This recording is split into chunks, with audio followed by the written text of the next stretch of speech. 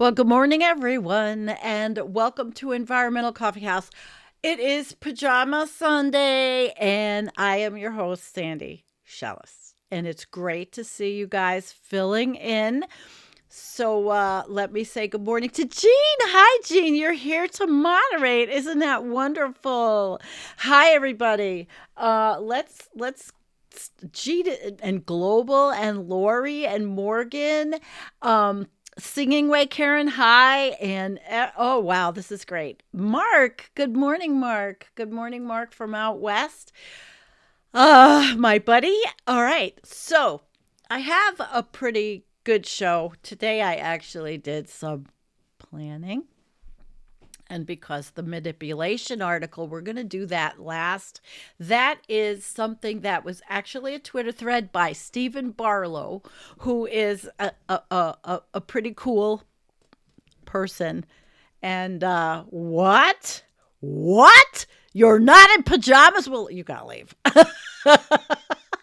Listen, I'm in pajamas. I've been in pajamas for 2 months. So anyway, yeah, I've been in pajamas, but we have our coffee. Okay, coffee, tea, water. Yeah. Mm-hmm. I've got my coffee, my half calf, low antioxidant. I mean, half calf, high antioxidant, um, uh, uh, low, low acid. That's what I have, and I've got to take a I got to take one aspirin so I can make it through. I forgot about that. One aspirin. That's it today. Just one aspirin. And okay. So I do have a lot of stuff.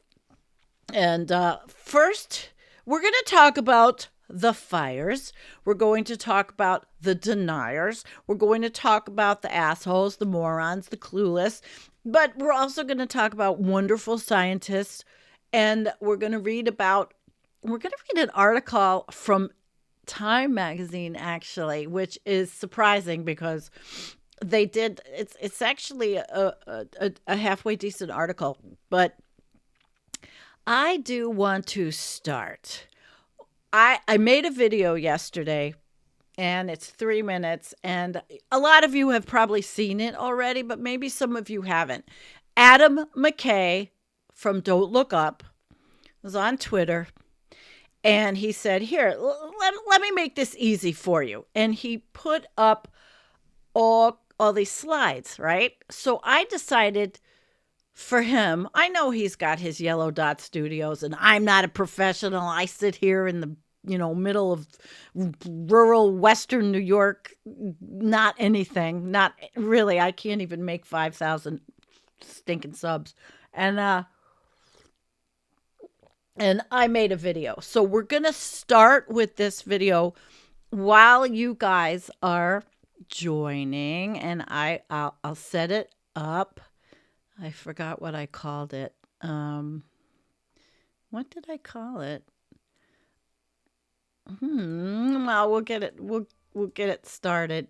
And we'll watch that first. So you are all joining. And good morning, Kelly Green. Happy birthday yesterday. And don't forget, Kelly has a YouTube channel. Also, I'm giving all the little channels a shout out. And we're going to see the video. Here we go. And it's very short, but really pay attention because it requires reading. Okay. And I did this to help Adam. Like I said, even though he has his Yellow Dot Studios and all those, people that make big bucks and all that. And I'm certainly not that. Here we go. And don't forget, like the goddamn thing for me. Let's try to help the algorithm because I think that YouTube hides me. All right, here we go.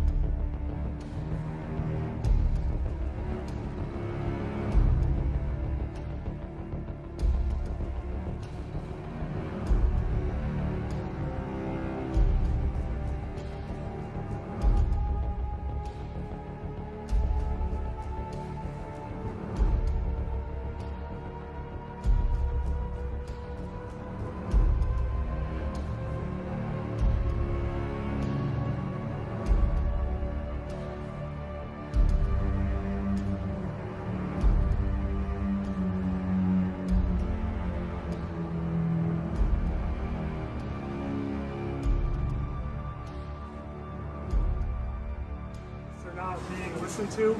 I'm willing to take a risk for this gorgeous planet, for my sons. And we've been trying to warn you guys for so many decades that we're heading towards a fucking catastrophe. And we've been being ignored. The scientists in the world have been being ignored. And it's gotta stop. We're gonna lose everything. And we're not joking.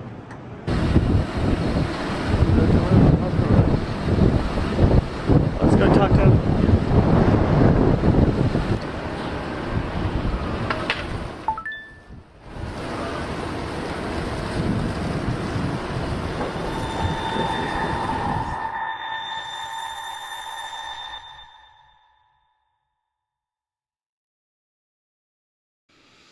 And there you go.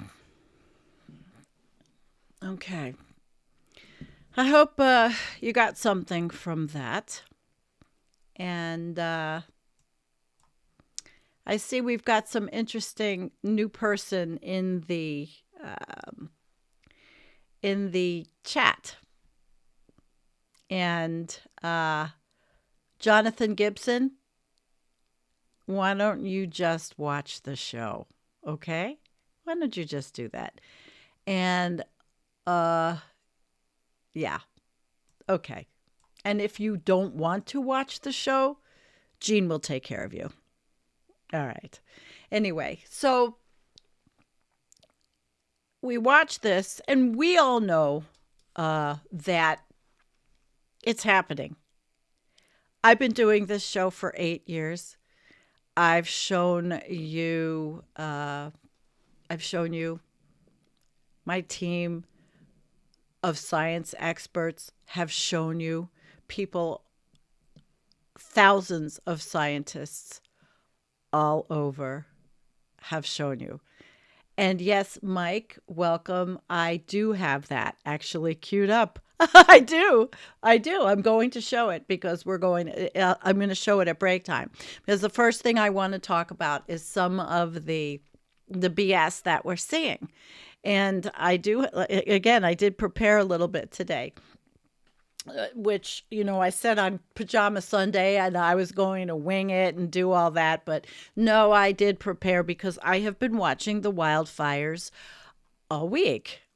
And it's captivating. Just like in 2019, I watched Australia burn up, and we knew one of our followers, Henry Holt, lost everything, and we watched what happened to the koalas and the kangaroos. Just like we watched the hurricane that went up to Asheville, and we had someone who lived there on the show, okay, who lost everything. Just like we have watched floods, fires, hurricanes, tornadoes, tsunamis, everything we have watched over my 8 years of doing this work is getting worse. Okay. And so in that video where Adam McKay said, that nothing was mentioned during the election or during all that talk, not much about the climate changing and why, and all that, because they're bending the knee to the fossil fuel industry. All of the politicians do, and it's really very, very sad. It's very sad because it's tragic, because we're going to see, like Peter said in the video, we're going to lose everything. We are losing everything. I watched videos of those multi-million-dollar homes, and Pacific Palisades is I think, what is the median value of a home there is like $2 to $3 million, which is a problem in and of itself. All right, really, really in and of itself. The real estate channels are incredible to watch because you see what burned up, what we now know is burned up. You see what was there before. You see how they talk about like it's nothing, like it's nothing. Just let's own a $2 million home. Let's a $4 million home, all the different areas. And as time has gone on, and another thing I do watch, are videos from the 30s, 40s, and 50s to give myself, which I don't have. I didn't take anything like that out here, but I have watched those videos, and you can see the changes to bigger, more. So let's say you have a lot that's, I don't know what they say, a third of, I mean, a quarter of an acre or less. Whereas the houses used to be smaller, and even the wealthy people's homes back then weren't as big and opulent as they are now. Okay. Now the homes take up the entire lot. And then there's, of course, a lot of concrete and a pool in the backyard. And another thing I noticed was, a lot of the BS, right? That about people have their pools. They all have pools. They all have guest homes, or some of them have guest homes. But they all have a lot of greenery. At least the videos I saw. And I'm thinking, okay, so the big complaint is water. And Jordan, I'm going to star your comment, by the way. Jordan Perry. A lot of these homes have so much greenery. And that takes sprinkler systems. So all the complaining about the fire hydrants and lack of water, but then there are thousands of homes with greenery all around them that have to be watered, right? So I'm thinking to myself, my gosh, all of these people that live there are using the resources for greenery that is not necessary. That's not indigenous to the area, actually. Palm trees were not indigenous to the area. Palm trees came from somewhere else. They were brought in. Most of the stuff that these people have around, it's not needed. And then when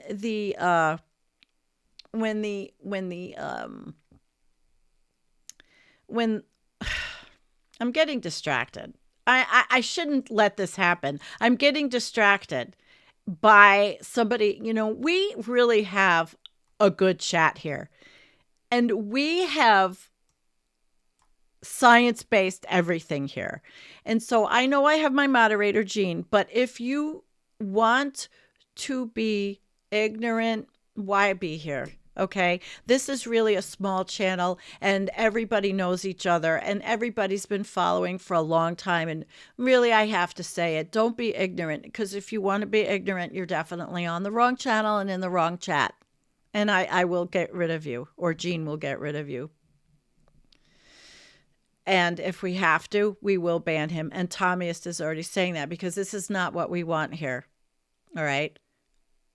We're presenting facts, and facts from science, from the thousands of scientists that have signed the letters to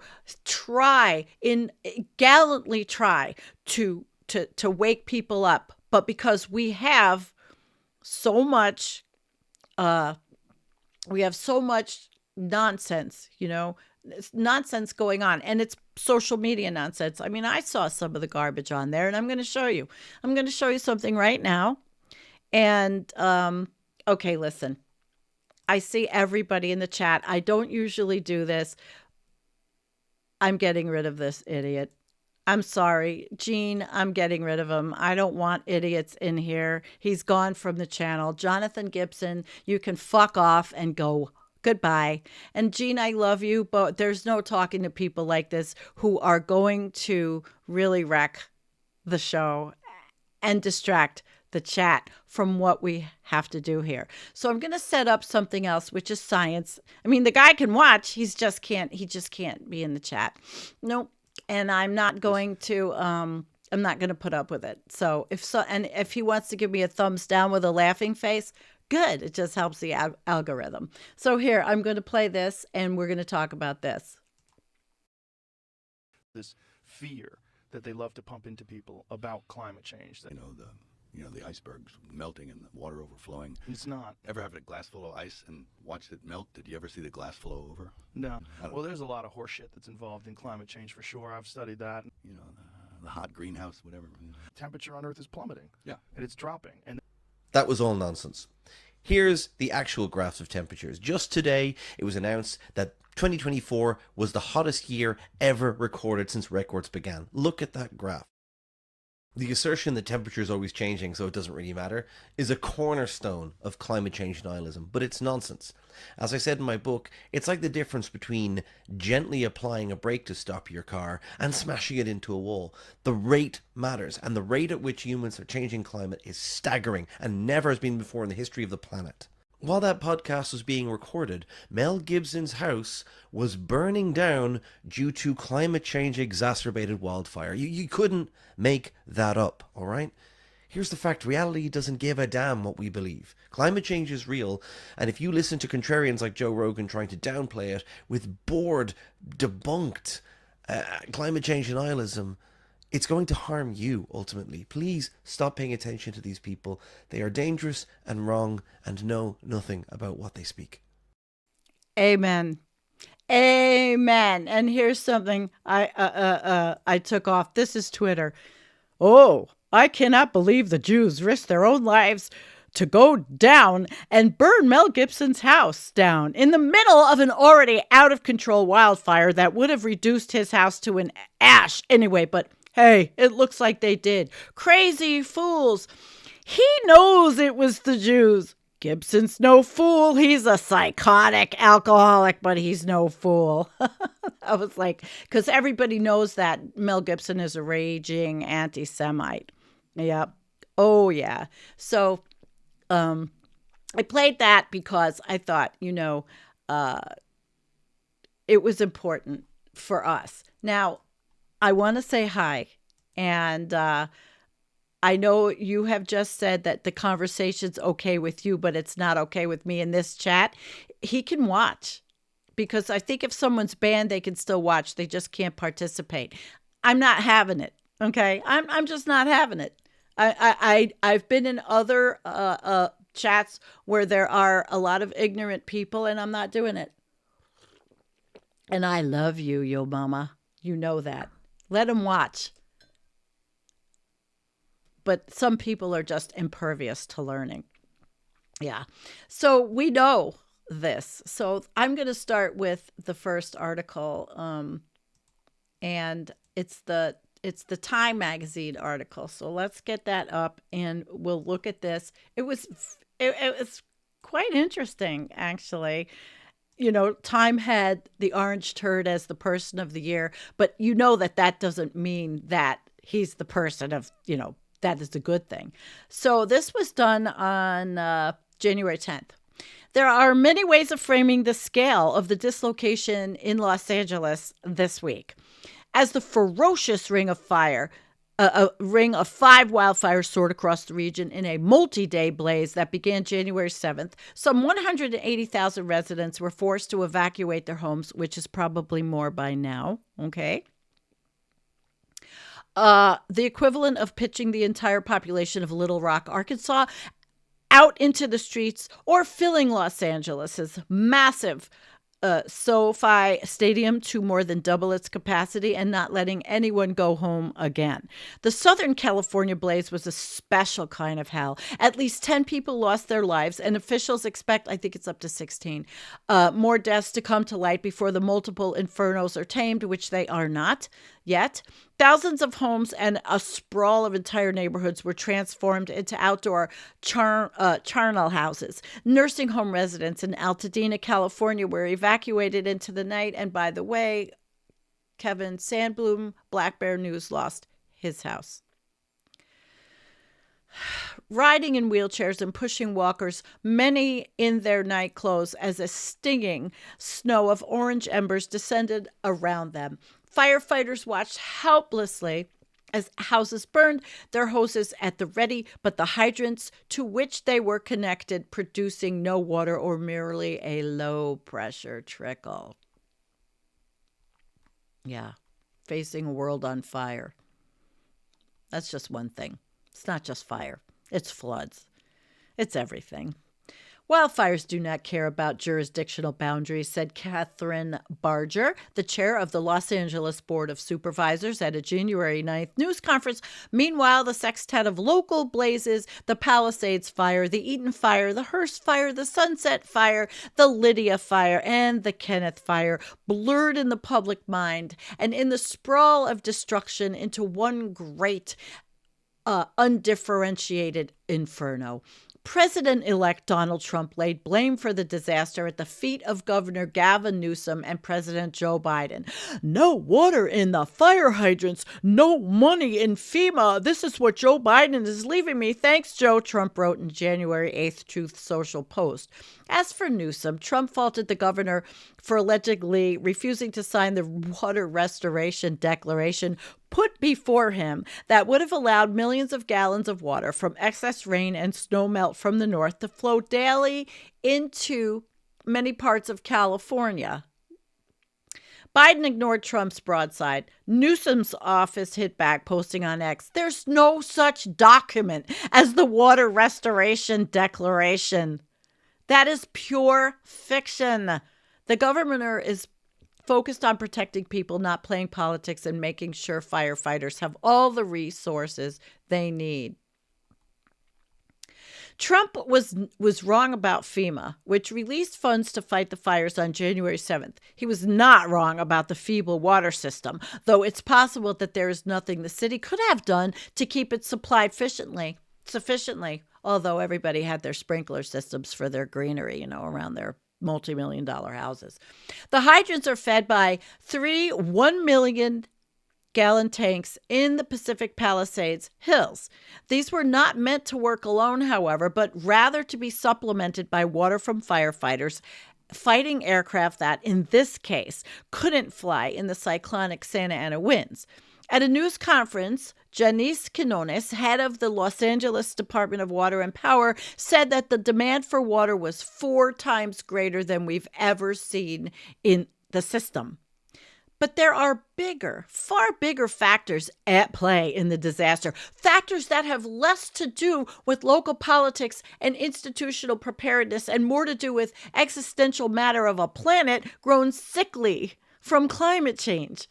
A crisis that is feeding more and bigger storms and causing more and greater destruction that lawmakers and other leaders here and around the world still seem unable to muster the will to address.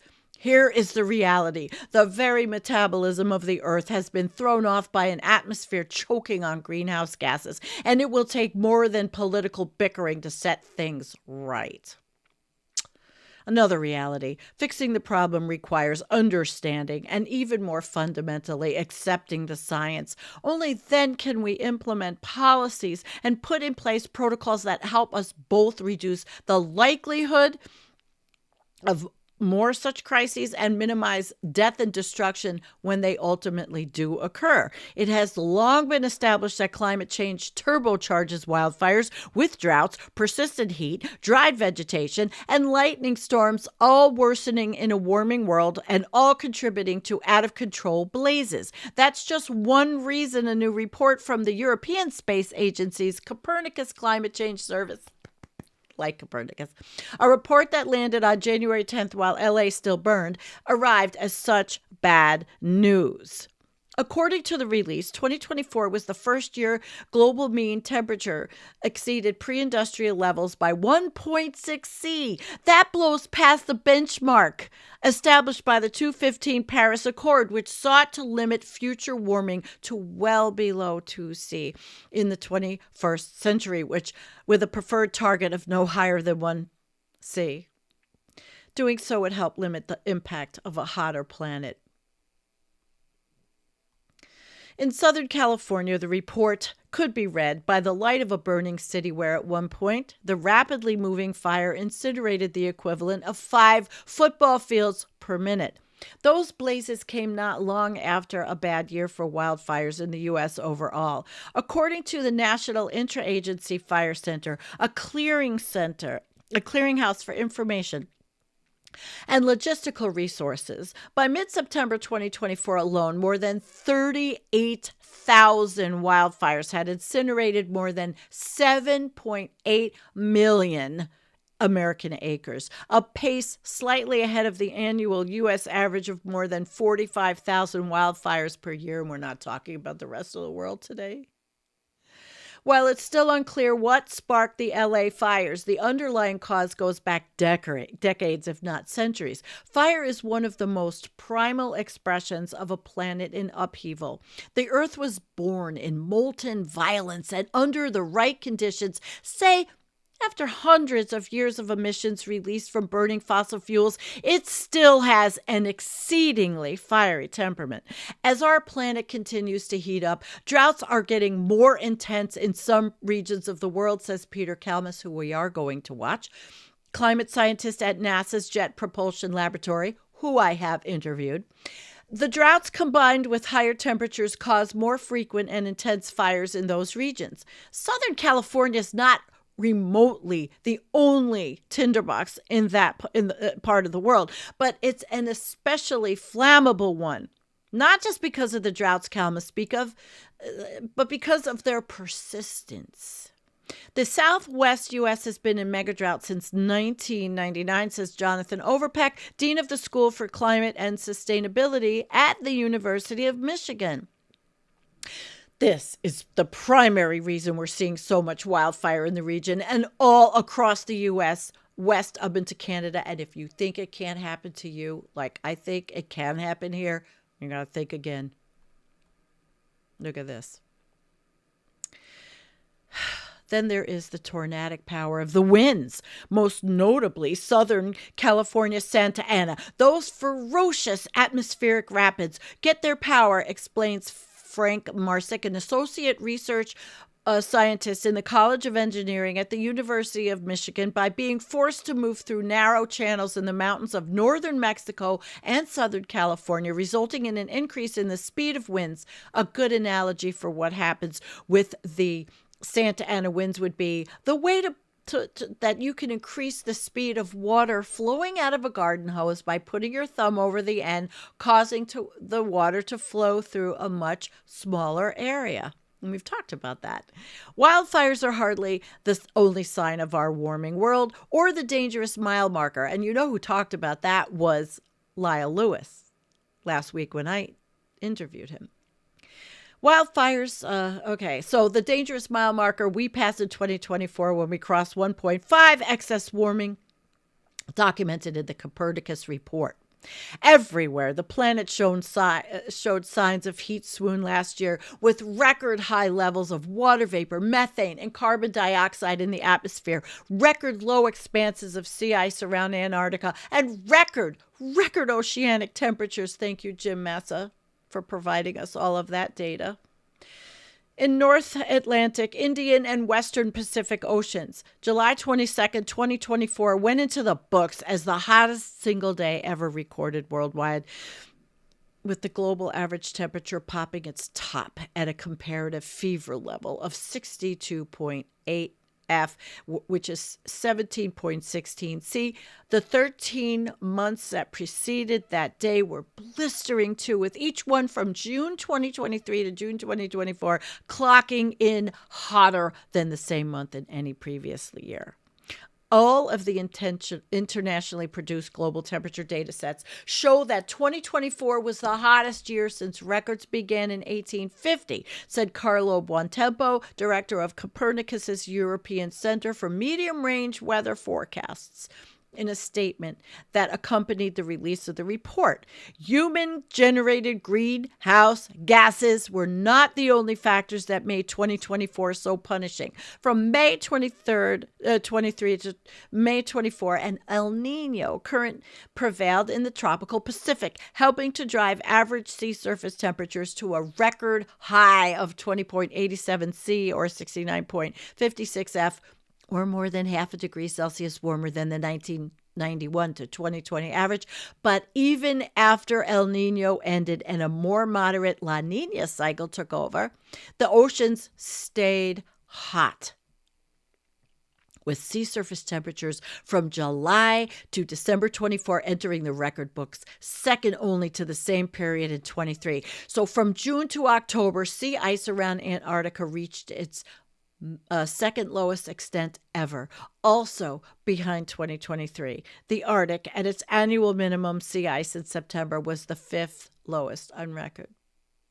High sea surface temperatures always lead to accelerated evaporation. In 2024, that meant record levels of water vapor in the atmosphere, with concentrations exceeding the 1991 to 2020 average by 5%. Not only does water vapor itself have a greenhouse effect, it also leads to extreme rainfall events.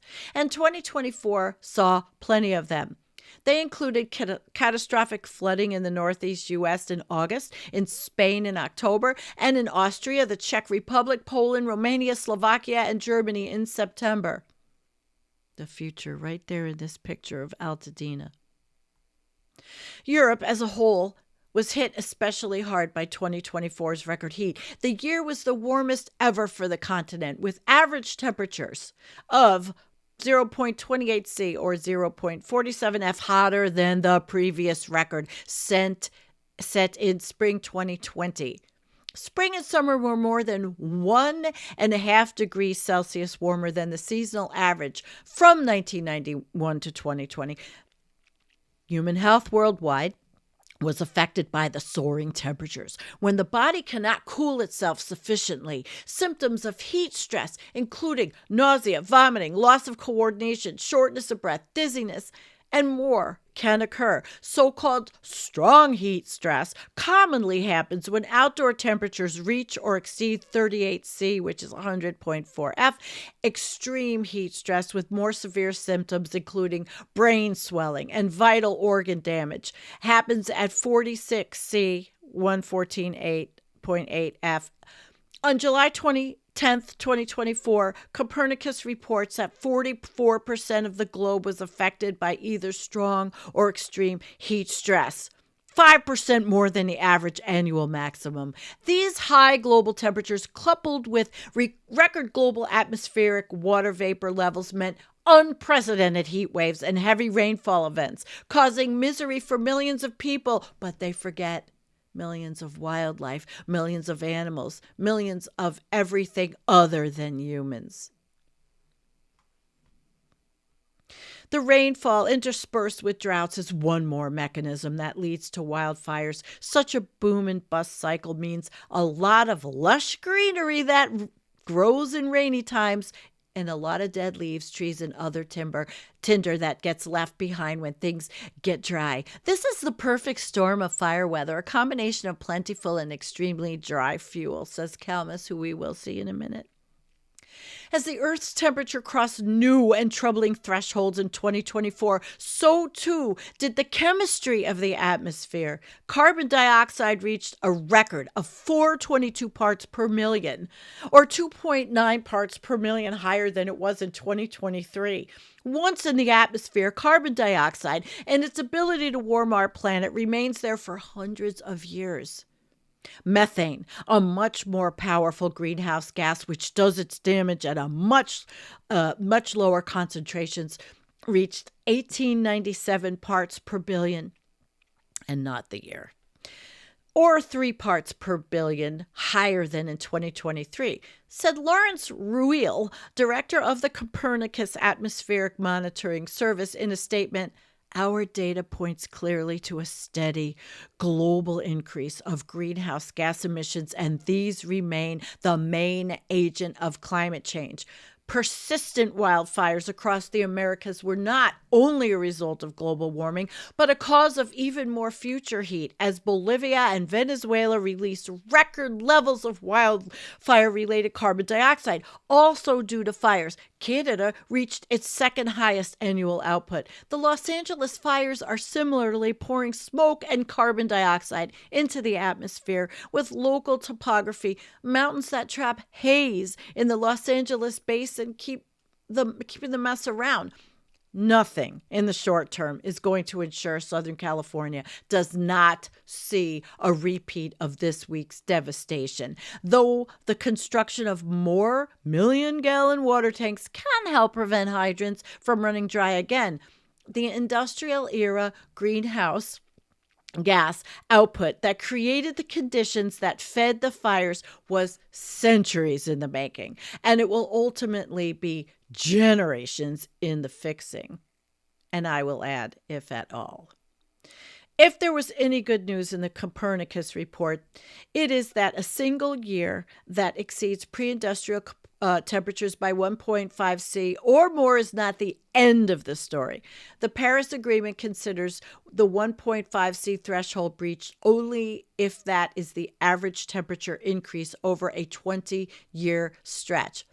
And so, as the Los Angeles blaze rages, as fire-ravaged communities take stock of the destruction, as families mourn, as we collectively struggle and grieve to pick up the pieces, the disaster is at once a warning and an admonition.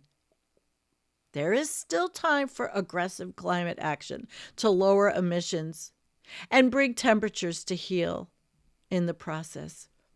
Humanity is in charge of its own destiny. How we respond to the climate challenge should be based on evidence, said Buontempo. The future is in our hands. Swift and decisive action can still alter the trajectory of our future climate, which is always the hopium at the end of every story. But people are always going to try. People are always going to try. There are so many amazing people that I have come to know through the Climate Crisis Club, through everything, Blue Sky, everywhere, that are amazing, and they're not going to give up. And this channel will cover it all. Just not the orange turd, who is the person I'm not going to talk about, which I have said. I thought that article covered it all. I really did. That's why I read it. You know, I didn't want to just read, but this one was so good I couldn't have said it better myself. It ticked all of the boxes. This is Peter's, I'm not reading it, but this is Peter's article, but we are going to watch the video with him, and then when we need a little bit of a break, which I probably will need. But in the meantime, I just want to show you something. I do good work on this channel. I've got an oceanographer, Jim Massa. I've got Antonio, Reed, the historian. Jennifer, when she can, come with me. Jennifer Hines, who researches everything in the Arctic. And I've got Nicholas Humphrey, oceanographer, going for his PhD in disaster management because that's the field of the future. That's the field of now. And guess what? 4,430 subscribers. 4,430 subscribers. And YouTube does keep me, they don't like me. And I'm always getting things that either I have, you know, I didn't say something right or whatever. They don't like our channel. And I think it's just going to get worse in the future. So the marketing has to be done by me, you know? It has to be done by me. So I'm going to now play you that so I can stand up and stretch. I really want you to see Peter Kalmus. The man has cried his eyes out over all of this. And Amy Goodman, who I love so much. Man, I've even seen her speak. And she is just... This news... Whoops. She's just phenomenal. Oh, I got 2 thumbs down so far. That's pretty interesting. I know who the one person is following me, and that is Going South. I'm sure it is. I blocked him off of everything because he's nuts. I just wonder how he feels about the orange turd wanting to buy his country that he lives in now of Greenland. Anyway, I think people need to grow up. but it still helps the algorithm. And I just have one more thing to say about liking. I notice I say, okay, please help like. And when like is happening, now I like videos all the time. Are people afraid to like videos that somehow the paranoia might come in that somebody's going to look at all the liked videos and know who they are or know how they think? I don't know. Is there a way to go back and clean all your liked videos and also do this? All right. So why was Eco Homestead whatever? Why was he timed out?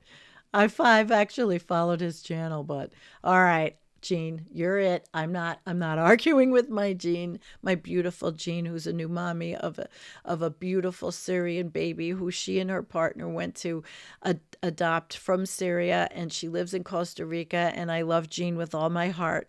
I do. Okay, so one of the things I will show you is this guy. He was out there today in my back, and it has been snowing. It has been snowing here, pretty much every day for weeks. And I have to tell you, it is so nice to feel like it's a winter, a real winter, snowing every day. There's snow on the ground. It is just wonderful to feel that way. It feels almost like normalcy. I mean, I know better, but it feels good. And that one little baby, dear, let me show you. I'll just show you just a tiny little video of this one little baby that I took, and just for a second. Just a little cute mama who made it through hunting season. See, it's snowing every day here, and it makes me feel really, really good. I love it. I don't leave. But see, Mama? See, Mama? Yeah. Mama, I don't know where the babies were, but, and by the way, I want to say hi since this, I want to say hi to Foggy. I love you too. And you are wonderful. By the way, I mean, I love all of you. And that's why we have to keep our chat to be the way it is and keep these assholes out. I don't care. I'd love to make 5,000 subs. It would be, nice. Maybe it would make me feel validated for all that I have put into this channel, as disabled as I am. I'm not getting any better. I'm not here to complain. I've got my lovely back brace on, and I am getting worse. And I did get, just to go on aside a little bit, because I talked about this last week, I've got the mold cups to test. I've got the radon test here. So I've got to set everything up. And I didn't get a picture of this, but one of my cats was running around up here with a mouse, a dead one, and I got it. But I went to my basement and I went through with the flashlight. My brother said, you have to check for mouse turds. I checked the whole basement, and it's filthy down there, and I really need help. I do. I need help. But anyway, I checked it. I don't see mouse turds in the basement. I don't know where the mouse came. I stuffed up the hole that was down there temporarily. The contractor that's supposed to come fix it hasn't. So I need to go over to my Harvey's house, Amish neighbor, and ask him to come, please help me and fix this. He will. Contractor's very busy. I know he is, but he did such a good job waterproofing the basement. Remember the year 2021 when I sold my Harley? Really tough to sell that Harley, but I'm too disabled to ride anyway. I rode for 34 years, and I don't talk to any of those people anymore anyway. I've cut out all the toxic people in my life. I don't need them. So anyway, he did a great job, but he's very busy, and I really need it done. So maybe Harvey will come and do it. But I checked that whole basement. Everywhere, it's just dirt. I don't see mouse turds. I don't know where the cat got the mouse. Maybe it fell out from the hole in the closet. Maybe, I don't know. But I definitely have that, have that issue. So he's running around with the mouse. I'm like, no, get the. I had to get it. I got it. But it was pretty hilarious, And if I had the time, let me see if I can just get this one picture. Maybe I will get this picture out. I don't know. It was this poor little meesy guy. All right, I'm going to show you. I have them. I'll bring it in. What the hell? I've always told you that this wasn't the most professionally done show. So, okay, I'm going to open this up. Let's bring this guy in. Oh, shit. Hang on. I have to close these things. And okay. Why won't it open? Okay, here it is. Well, there's that little guy that I had him on a paper towel. Yes, he was already dead. So, at least I got one. But this is how I actually feel. Literally. This is how it really feels. I feel like the mice might be winning. I don't know. I didn't even set it up, but I found it. This is my house. All right. So anyway, I mean, you gotta laugh, right? You gotta laugh at all this shit.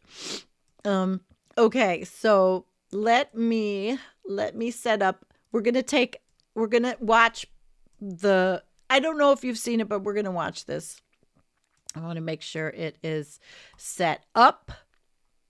And okay, we're going to watch. This news is. Oops. Yeah, so professional. Only because I do have a push button stream deck and I'm too lazy to set it up. But a lot of times to sit in this office for any more than a certain amount of time, it hurts, right? It does. So anyway, hey, it's good to see. I think Pup's in the audience. Pup's wonderful. Fantastic. All right. Okay, it's long, but it'll give me the chance to stand up because then we're going to do a little bit more. And we have the pièce de résistance that I titled this about. So here we go, everybody. Pay attention and I can stand up. Okay. Funded by viewers like you. Please support our work at democracynow.org/give. We begin today's show looking at the devastating fires in Los Angeles, where at least 10 people have died. More than 10,000 homes and offices have been damaged or destroyed. Entire neighborhoods have burned down. The death toll is expected to rise. More than 35,000 acres have already burned. The fires continue to burn due to high winds and dry conditions. The largest blaze, the Palisades fire, is just 6% contained. The Eaton fire near Pasadena remains 0% contained. Analysts project the cost of the fires may reach a record $150 billion. The climate-fueled fires come as scientists at the European Union's Copernicus Climate Change Service have confirmed last year was by far the hottest year on record, with global temperatures exceeding 1.5 degrees Celsius above pre-industrial times for the first time. We're joined now by Peter Kalmus, climate activist, climate scientist at NASA's Jet Propulsion Lab. He's speaking on his own behalf, not on behalf of NASA. He's just written an opinion essay for the New York Times headlined, "I'm a Climate Scientist. I fled Los Angeles 2 years ago." He joins us now from Chapel Hill, North Carolina. Peter, thanks so much for joining us today. Explain why you fled Los Angeles 2 years ago. Oh, Amy, I just have to take a moment to, I don't know what to say anymore. I'll get to that in a second, but I just want to make sure the reason I wrote the piece was because we have to acknowledge that this is caused by the fossil fuel industry, which has been lying for almost half a century, blocking action. They're on the record saying that they will continue to spread disinformation and continue to attempt to block action. They've known the whole time that the planet would get hotter like this and that impacts like this fire would happen. And then a point I really wanted to make in the piece, which they wouldn't let me make, is that this is still just the beginning. It's going to get way worse than this. 2 years ago, 2020, when that Bobcat fire happened, the whole time I was living in Altadena, it was getting hotter and more fiery and drier and smokier. And it just didn't feel like I could stay there. Like I could, so, when you have a trend line, things getting worse every year, right? Like, where's the point where it breaks? Like you keep going, you keep pushing the system, getting hotter and hotter, getting drier and drier, right? Like emitting more and more carbon dioxide from burning fossil fuels. Eventually things break. I didn't expect my neighborhood to burn this soon. Explain what's happened, Peter, in Altadena, in the town that you left. It's complete devastation. I mean, your audience probably has seen some of the images. The neighborhood I lived it's gone. I would say the majority of my friends have lost their homes there. Every now and then there's a home that's still standing amidst the ashes and the devastation. I don't even know what kind of rebuilding after this is going to look like and feel like. I don't know how this is going to affect the housing market, the insurance industry going forward. It's the thing, again, I think everyone needs to understand, and I wish the New York Times would have let me make this point, that this is going to get worse. I can see that today just as clearly as I could see how a hotter and drier and more fiery Los Angeles was getting. I mean, I think in the future, if we don't change course very quickly, and maybe it's even too late to avoid some of these much more catastrophic impacts. But I'm fully expecting heat waves to start appearing where 100,000 people die, and then maybe 1 million people die, and then maybe more after that as things get hotter and hotter, because there's no upper limit, right? Like we keep burning these fossil fuels. Fossil fuel industry keeps lying. The planet just keeps getting hotter. These impacts just keep getting worse. It's not a new normal. A lot of climate messaging centers around this idea that it's a new normal. It's a staircase to a hotter, more hellish Earth. And a lot of climate impact predictions have erred on the side of least drama. It's hard for even scientists to wrap our heads around how everything is changing right now on planet Earth. No matter where you look, the indicators, when spring comes, how hot the winter is, habitats that are moving, ice that's melting. Everywhere you look in the Earth system, including, of course, ocean temperatures and land surface temperatures, you're just on this trend towards a hotter planet and all the impacts that are associated with it. And I don't know what it's going to take for us to stop all these stupid wars and come together and actually deal with the emergency that our planet is in the process of becoming less and less habitable and everything that means. We humanity, we've got a real crisis here and we're ignoring it. Another paragraph they took out of the piece, both the Democratic presidents, President Obama and President Biden, they were very proud to expand fossil fuels.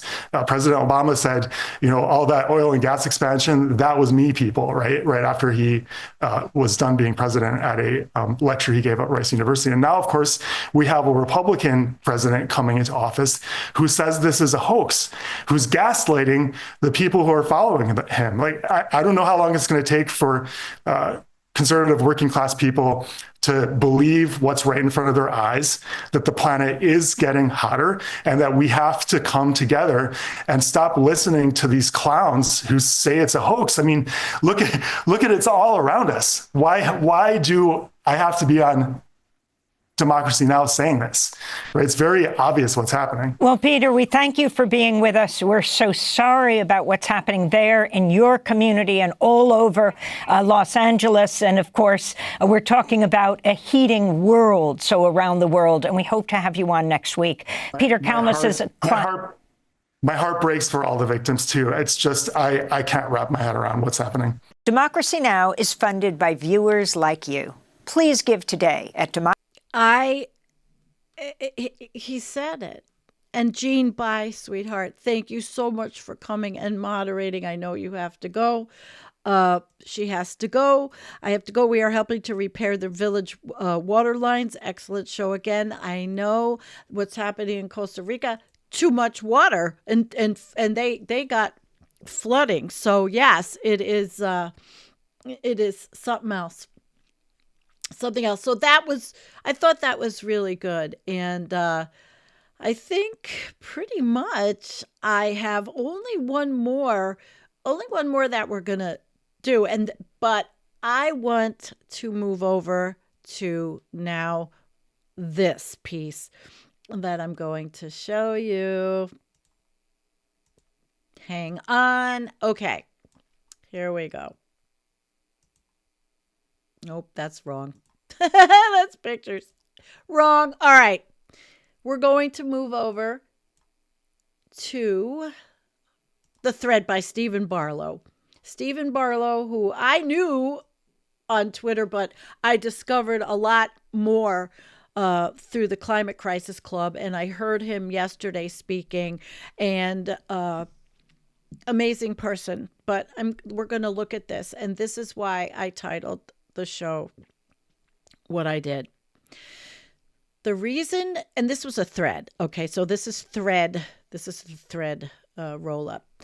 The reason the extreme right are running circles around progressives is simple.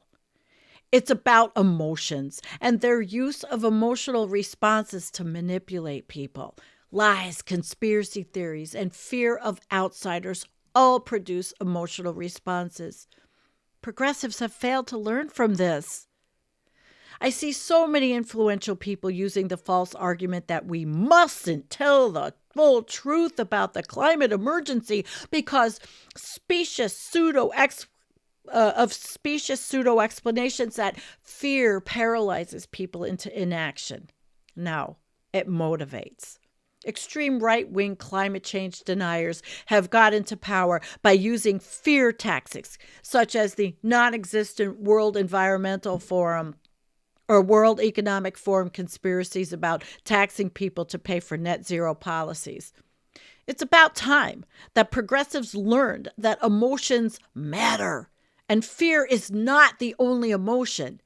If you use purely intellectual arguments against unprincipled people who tell lies to create fear and panic, you will lose. Neoliberal centrist politicians use weak arguments so not to upset the oligarchs and the billionaires who prop them up. These centrist, liberal, and neoliberal politicians used to have emotionally persuasive arguments to entice the public, such as clear rises in living standards via economic growth. However, economic growth no longer promises rising living standards in the richer countries, with a cost of living crisis and a massive flow of wealth going to billionaire oligarchs, who then use their wealth and ownership of the media to promote right-wing fear policies. This you've never had it so good political sales pitch used both in the US and the UK in the 1950s was just a temporary flash in the pan of post-war period. Now the fortunes of billionaires grow exponentially and everyone else struggles.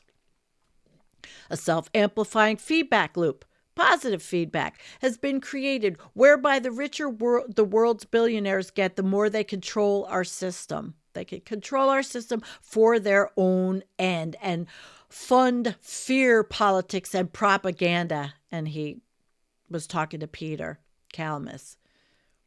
And that's another article that Kalmus wrote. That one, again, I'm not going to read it. I'll put it all in the show notes. The overall dynamic is this. Politicians can no longer sell rising living standards as the emotional content in a situation of a cost of living crisis caused by billionaires and big corporations taking a bigger unfair slice for themselves via the control of politics.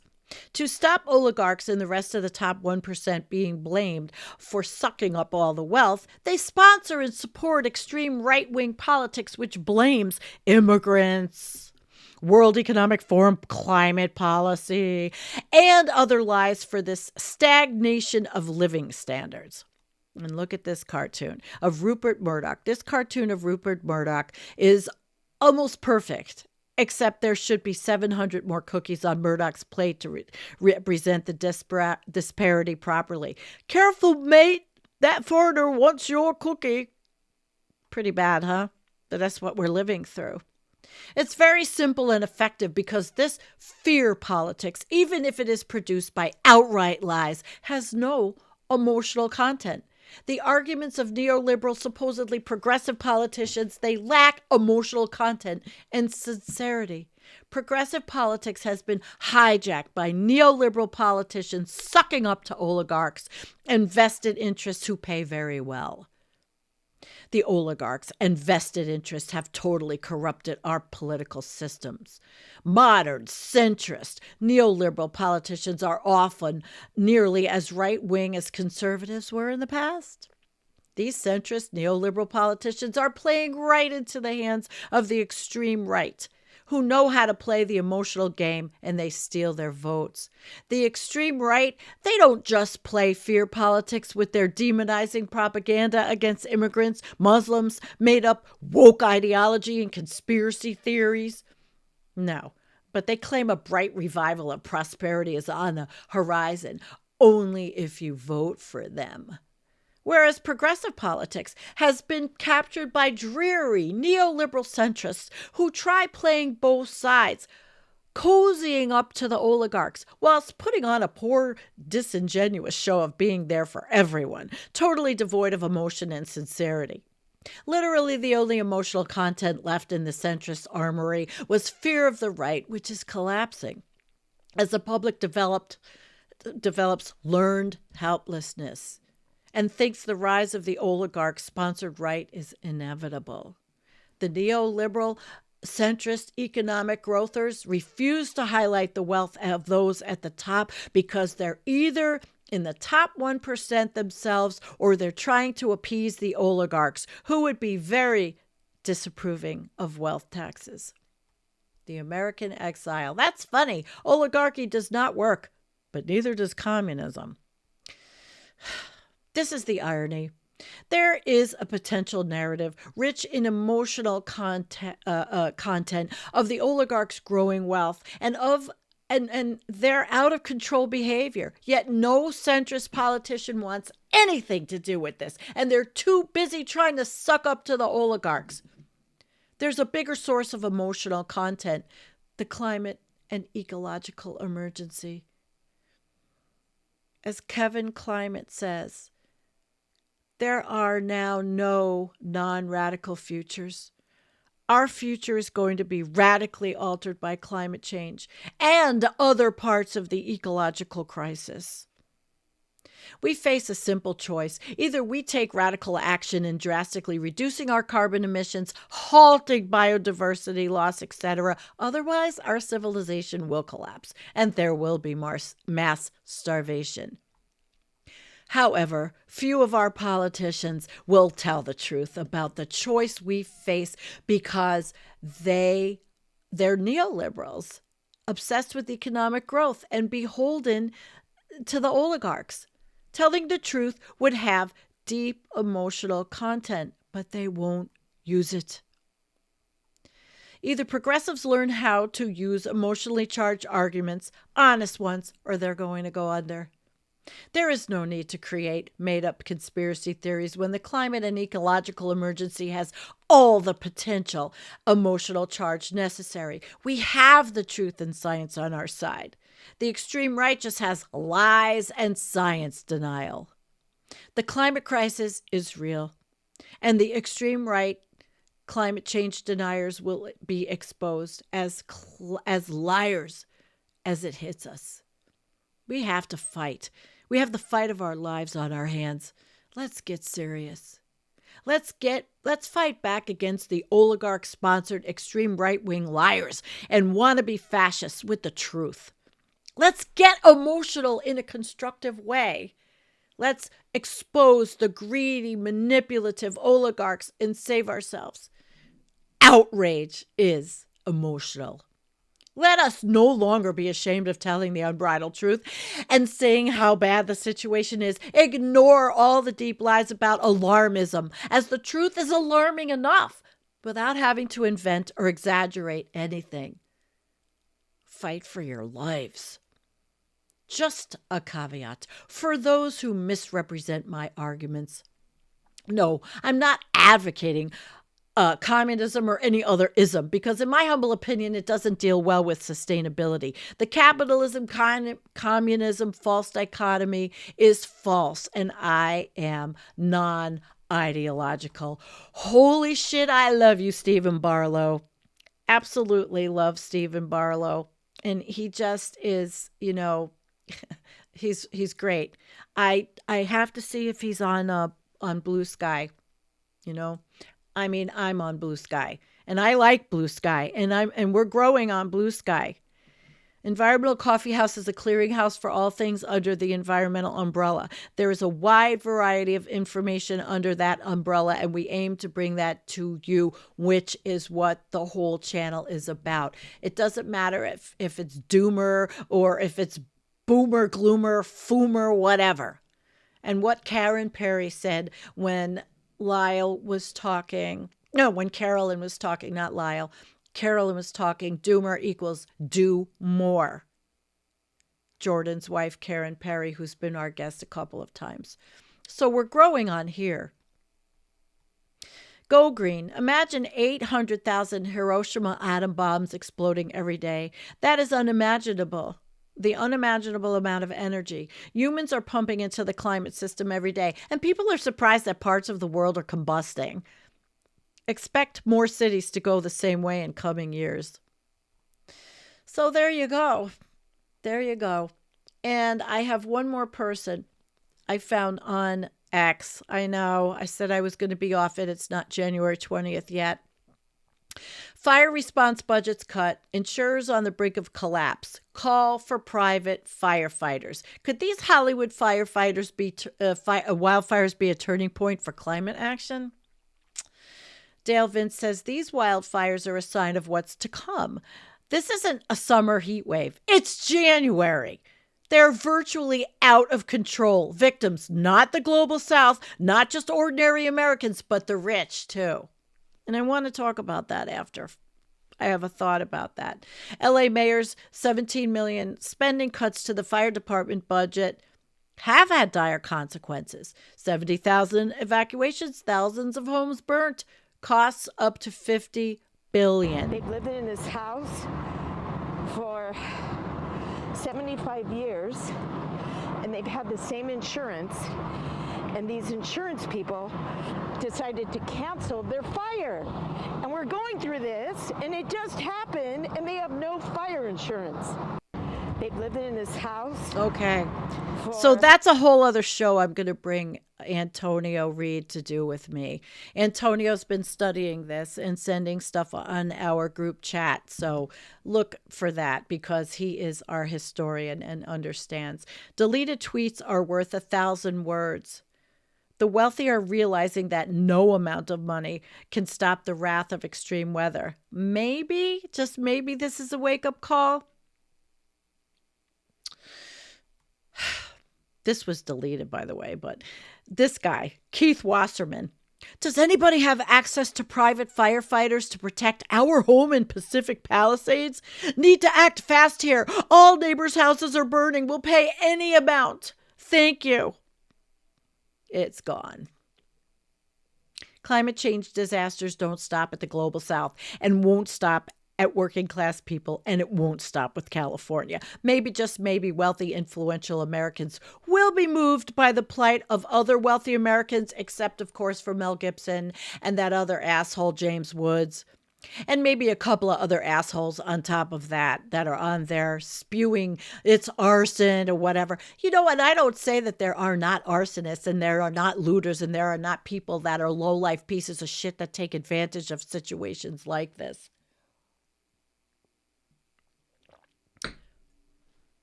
I don't know. He says maybe the orange turd won't have a choice but to act to prevent climate change and its impacts.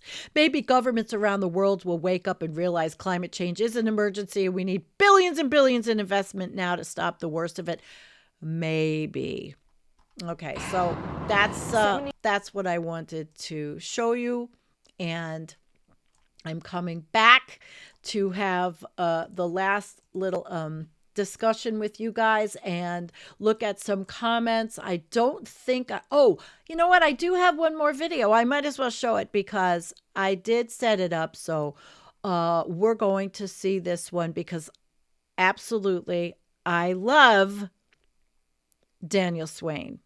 And so we have to watch.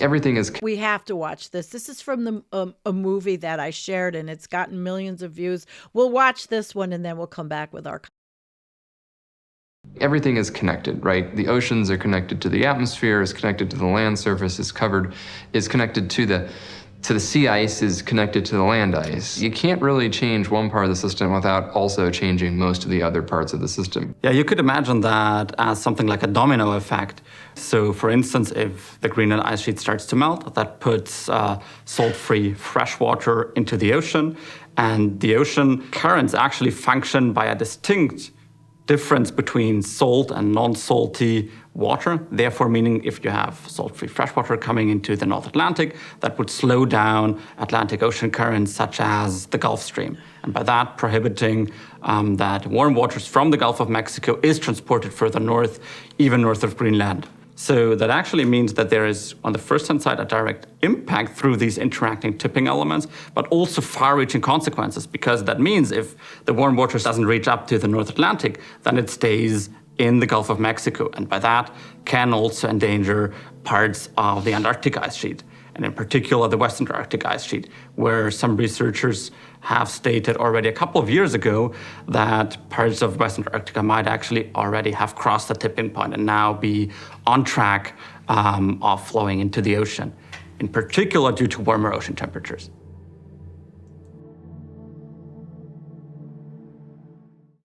Wonderful movie. I shared it immediately, and I remember when it only had a few thousand views, and now it's got a lot of views. I mean, millions, I think. So I'm going to try to put all these links into the show notes. And we're going to first I want to thank the people that have so generously and beautifully helped out.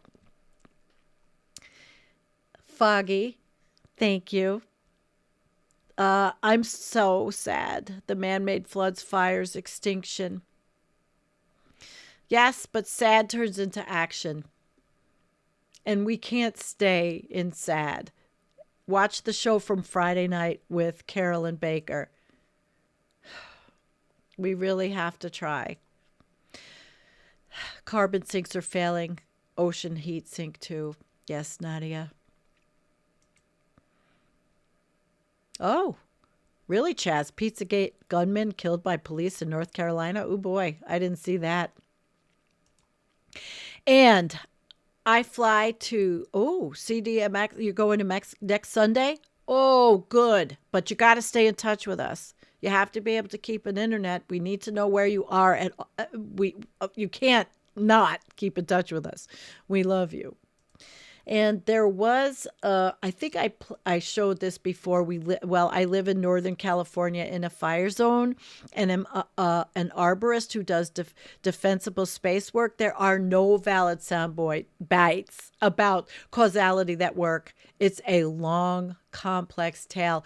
Perhaps, Jordan, you'll come on and we will talk about this. That would be probably pretty cool, I'd say. Oh, and I did have one more. These are the denialists, the idiots, the morons. This guy, Matt Walsh. Yeah, dangerous. Los Angeles deliberately set out to exclude white men from becoming firefighters, and now they don't have enough firefighters to prevent their city from burning to the ground. DEI is a cancer that destroys everything it touches. Oh my gosh. This is what we're dealing with. These right-wing, brainwashing, lying pieces of shit. And I will trim some of this if you want to share it with anybody that actually knows how to read in that movement. All right. Let's do a few more comments. Scott had said this. You know, they should never been allowed to, the residential neighborhoods to be located in the chaparral. Right. And you know, and there is something I want to say about this. When you look at all these videos of Pacific Palisades and all these houses, $1 million houses, and you realize, okay, they're not billionaires necessarily, but so many of these people, if they play the stock market, okay, they're working in maybe the movie industry, whatever, but they're mortgaged to the hilt. If you are making a certain salary, but you buy one of these houses, either you've lived there and it's gone up in value. You, like my uncle who lived in Mar Vista in Santa Monica. He passed away in 2014, bought his house in, I don't know what it was, 1960 something for like $28,000 maybe. And when he passed away, my brother sold it for $1.2 million. Okay. So this is a lot of people that live in those neighborhoods, have been living there for 40 years. That's what I saw. I saw some of these videos of these people that are living there 40 and 50 years. So these are the people that maybe don't have mortgages anymore, but they have to pay those taxes. Can you imagine what the taxes are to live in that neighborhood? Probably everything they have. But a lot of these people and the younger ones that think they have to have these bigger and bigger houses, like I saw in Calabasas, the fires in Calabasas, from the overhead news helicopters. These houses are built where they never should be built, up in the hills there. They are gigantic. This is another sickness we have. These houses are so big. Like I said earlier in the video, small lots, houses that take up the whole lot, and they are bigger. It's called the, home and garden television, HGTV, telling you what to buy, telling you what to do. You need more. You need bigger. It's overshoot, my friends.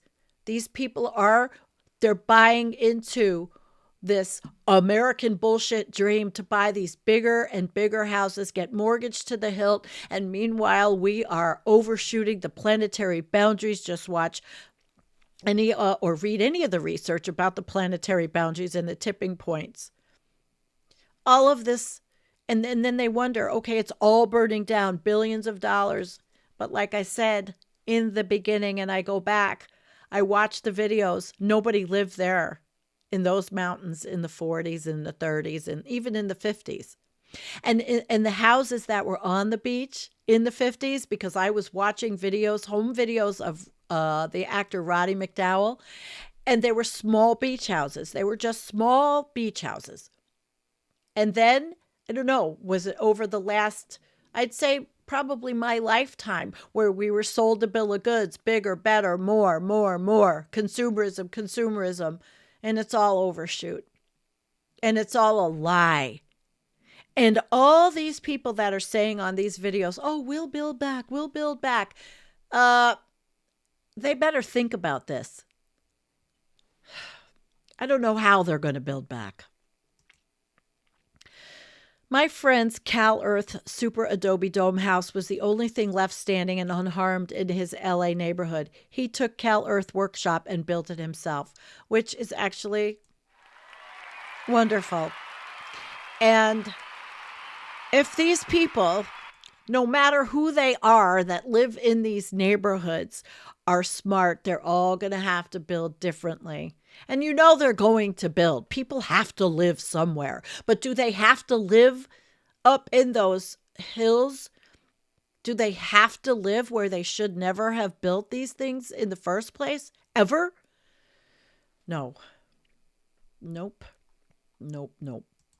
So I have been an hour, almost an hour and a half, and it's been a wonderful, yeah, Tracy, building back like that is insane, okay?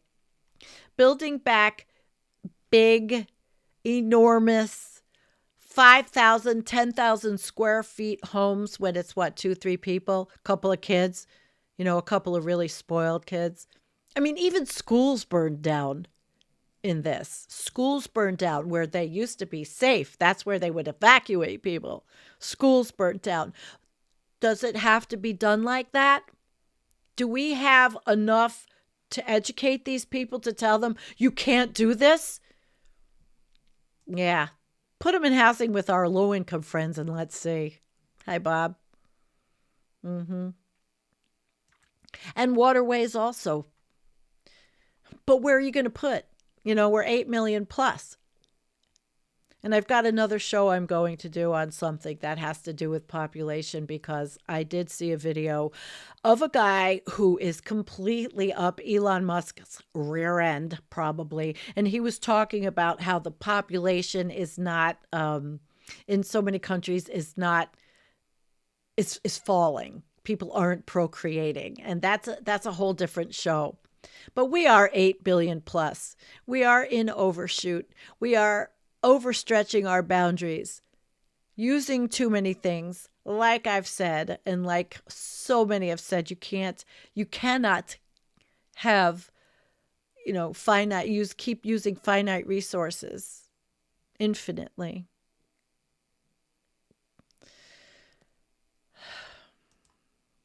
The only education that will work will be drastic supply chain disruptions and resource bottlenecks that make COVID disruptions look like nothing. Remember when communities used to maintain poorhouses? I say they rebuild with hundreds of those in California. There were plenty of apartment buildings I did see, but can you imagine? Let's see. Hi, Bright93. What is needed is rain recapture, which has begun, as can be seen by the large freeway adjacent in Burbank near the Forest Lane Cemetery. It also needs to be at the level of the individual home also. Like I have. I have a rainwater catchment system for the eventuality of drought. It's on the side of my house. I had to empty it for the winter so it didn't freeze. But I have all of that.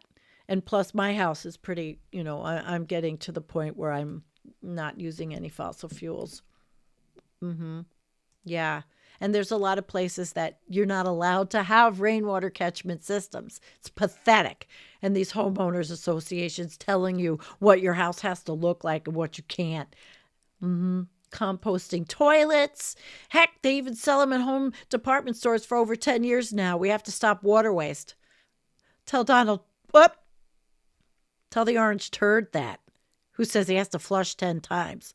Because he eats too much McDonald's.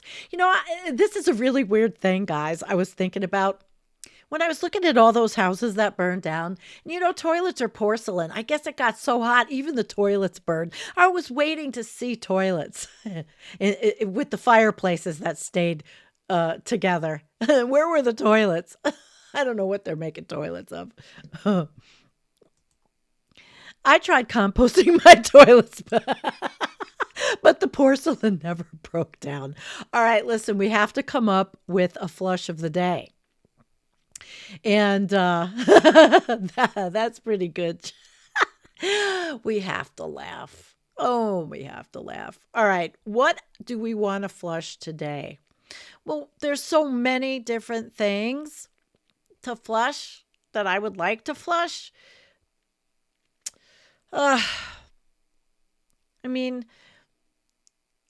Okay, why don't we flush climate change denying assholes like Matt Walsh who are complaining about DEI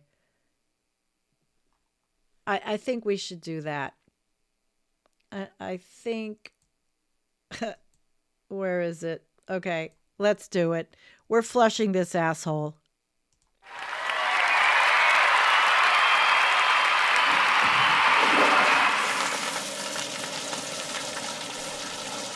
Goodbye, asshole. And so many assholes like him. Yep. Okay. All right. Not poorhouses. What better model so far is Portland, Oregon eco-village community named Kalish and Fosterville? Get your gardens going, folks. Yes. And I will be. And as a matter of fact, I love this now, this 11 a.m. pajama party show. And I'm in my pajamas and my robe and all that. But when the planting season and the growing season comes, 11 a.m. on Sunday Eastern is a tough time for me. I'm going to see if I could get everything prepped and ready so I can still do this on Sundays during the growing season. Let's hope I can.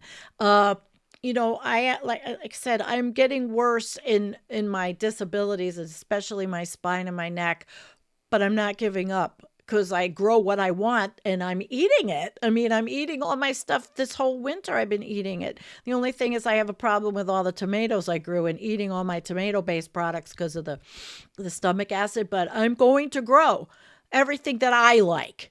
Broccoli, cauliflower, Brussels sprouts, low inflammation vegetables. And I'm living on them. Low inflammatory vegetables. So we're going to work hard at this. And maybe this year I'll stop being such a procrastinator and I will maybe try this year to do the Anthropocene Gardener series, and maybe I will get another tripod and show you what I do. But I have to be careful because even though I am disabled, I don't like to show what I do because I can't. And I'm messed up. And so many of you, I understand, have disabilities, and this is a big thing, and that's why I had called myself the abled gardener, but we've gone over, I am the Anthropocene gardener with an anti-inflammatory kind of thing. I'm not growing as many tomatoes. I'm growing all those greens that lower inflammation this year. And so we'll see. We have a lot to look forward to. I don't know. I like growing them. I'm not sure. They probably are low inflammation, but they're nightshades. You got to be careful with nightshades. A lot of my stuff, I grew a lot of Brussels sprouts, a lot of stuff. I have to think of how I eat for my health, but I can grow it. It's my garden and whatever. So, we hope, and with your help, I know that you're a lot of generous people here. With your help, I can have those raised beds put in by Harvey because I need them. I can't do it the way I've been doing it. Always been doing it. I need to have them, and they'll be made out of non-treated obvious wood that Harvey has, and he's already measured.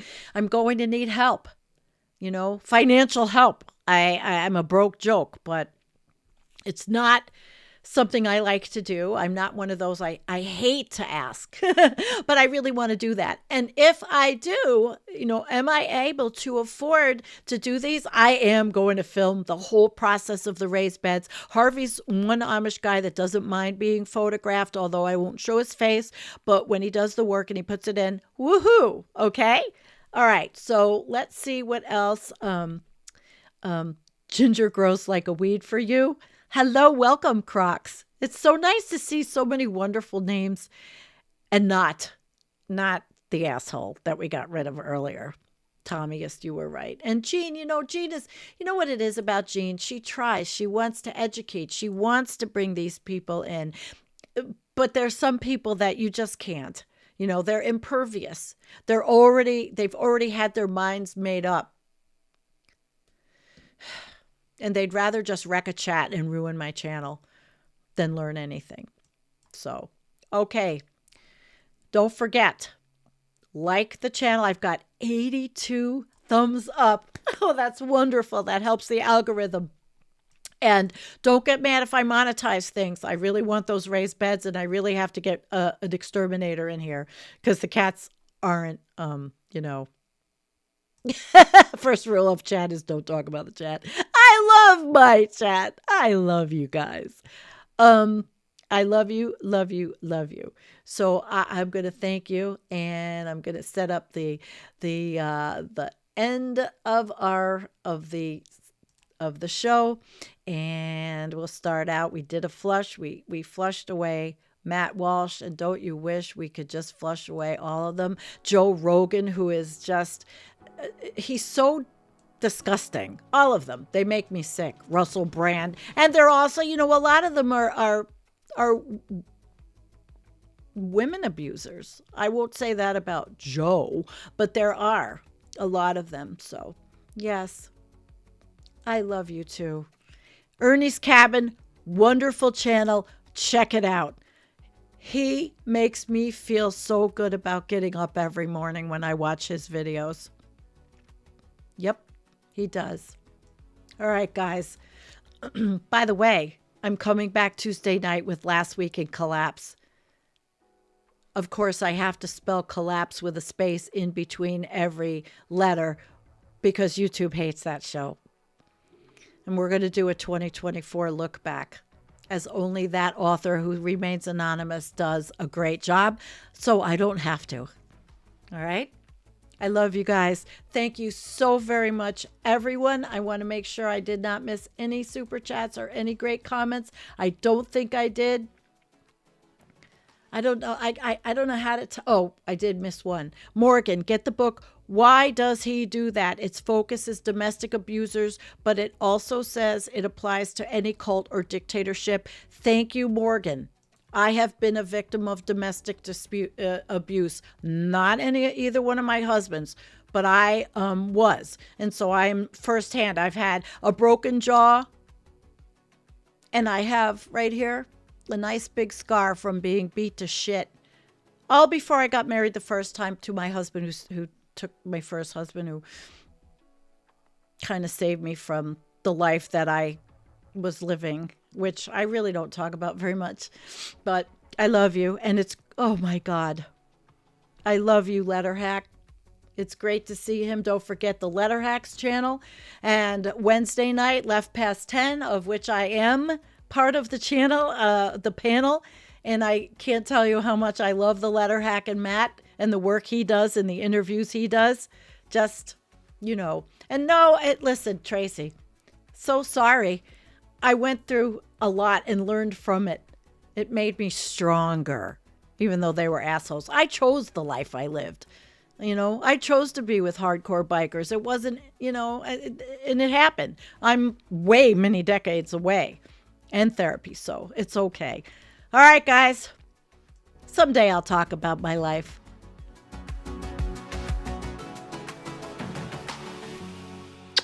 See you Tuesday. Last Week in Collapse.